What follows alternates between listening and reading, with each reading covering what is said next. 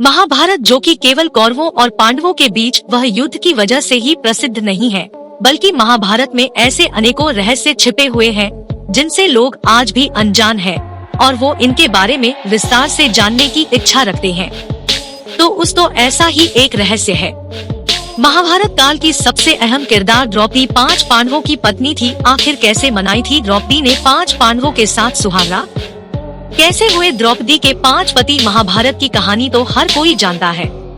इस कहानी में 5 पांडव भाइयों ने एक ही स्त्री द्रौपदी से शादी की थी। आपको बता दें कि द्रौपदी राजा द्रुपद के हवन कुंड से तब जन्मी जब वह अपने दुश्मन द्रोणाचार्य के वध के लिए पुत्र प्राप्ति का यज्ञ कर रहे।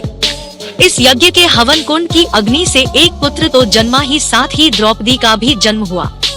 आज हम आपको बता रहे हैं उसी द्रौपदी और 5 पांडवों के बारे में कि उन्होंने सुहागरात कैसे मनाई।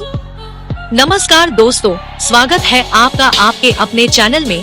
ये तो आप जानते ही होंगे कि राजा द्रुपद ने अपनी पुत्री द्रौपदी की शादी के लिए एक स्वयंवर का आयोजन किया था, जिसमें अर्जुन ने स्वयंवर की शर्त को पूरा किया और द्रौपदी को अपनी पत्नी बना लिया था, जिससे समय द्रौपदी का स्वयंवर हुआ। उस समय 5 पांडव अपनी मां कुंती के साथ अपनी पहचान छिपाकर ब्राह्मण वेश में रहा करते थे और भिक्षा मांगकर अपनी जीविका चलाते थे। पांडव जितनी भी भिक्षा मांगकर लाते उसे अपनी मां कुंती के सामने रख दिया करती। मां कुंती भिक्षा को 5 में बांट दिया करती थी। अर्जुन ने अपनी कुटिया में पहुंचते ही अपनी माता कुंती को आवाज लगाई, देखो माता, आज हम तुम्हारे लिए भिक्षा में क्या लाए हैं। उस समय उनकी माता कुटिया के अंदर भोजन बना रही थी, इसलिए उन्होंने बिना देखे ही 5 पांडवों से ये कह दिया कि तुम लोग भिक्षा में जो भी लाए हो उसे आपस में बराबर बराबर बांट लो। सभी पांडव भाई अपनी माता के हर बात मानते थे, लेकिन उनके साथ देश को सुनकर फिर सभी चुप रह गए। बाद में जब माता कुंती ने कुटिया के बाहर आकर द्रौपदी को देखा तो वह हैरान रह गई। इसके बाद उन्होंने युधिष्ठिर से बोला कि हे पुत्र, तुम कुछ ऐसा करो जिससे कि मेरे वचन का पालन भी हो जाए और द्रौपदी के मान सम्मान में कोई कमी भी ना आए। जब धर्मराज युधिष्ठिर भी इस समस्या का कोई हल निकाल सके, तो आखिर में फैसला किया गया कि द्रौपदी का विवाह 5 पांडव पुत्रों से किया जाएगा।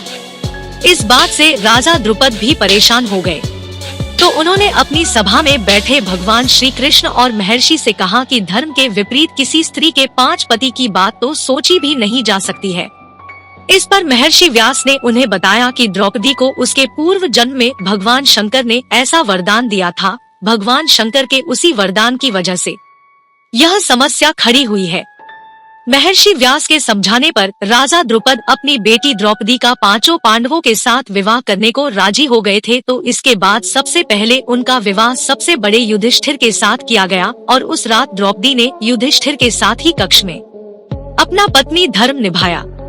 अगले दिन द्रौपदी का विवाह भीम के साथ हुआ और उस रात द्रौपदी ने भीम के साथ अपना पत्नी धर्म निभाया। इसी तरह अगले दिन अर्जुन, फिर नकुल और फिर सहदेव के साथ द्रौपदी का विवाह हुआ और इन तीनों के साथ में द्रौपदी ने हर एक दिन अपना पत्नी धर्म निभाया। लेकिन सोचने वाली बात ये है कि एक पति के साथ पत्नी धर्म निभाने के बाद उसने अपने दूसरे पतियों के साथ अपना पत्नी धर्म कैसे निभाया होगा। तो हम आपको बता दें कि इसके पीछे भी भगवान शिव का ही वरदान था। जब भगवान शिव ने द्रौपदी को 5 पति प्राप्त होने का वरदान दिया था, तब वे भी ये बात जानते थे कि उसे 5 पतियों के साथ पत्नी धर्म निभाने में समस्या होगी। इसलिए उन्होंने द्रौपदी को ये वरदान भी दिया कि वह हर दिन कन्या भाव यानी कुमारी को प्राप्त कर लेगी। इसलिए द्रौपदी अपने 5 पतियों को कन्या भाव में ही प्राप्त हुई थी।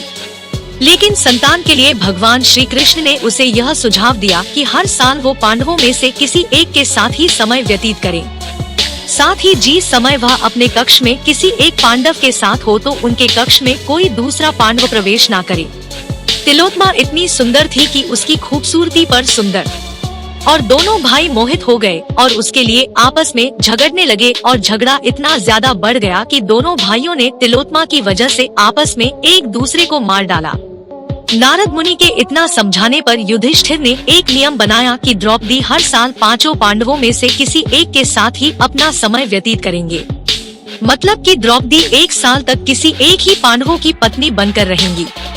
और जब द्रौपदी अपने कमरे में किसी एक पांडव के साथ रहेंगे तो दूसरा पांडव उस कमरे में नहीं जाएगा, और यदि कोई इस नियम को तोड़ेगा तो वो पांडव 1 साल तक वन में रहकर कठोर ब्रह्मचर्य का पालन करेगा। तभी एक बार की बात है जब द्रौपदी युधिष्ठिर के साथ अपने कमरे में बैठी हुई थी और अर्जुन उस कमरे में अपना धनुष भूल गए थे। जब अर्जुन उस कमरे में अपना धनुष लेने गए तो अनजाने में उन्होंने इस नियम को तोड़ दिया, जिसके बाद उन्हें जंगल में रहकर 1 साल तक कठोर ब्रह्मचर्य का पालन करना पड़ा था।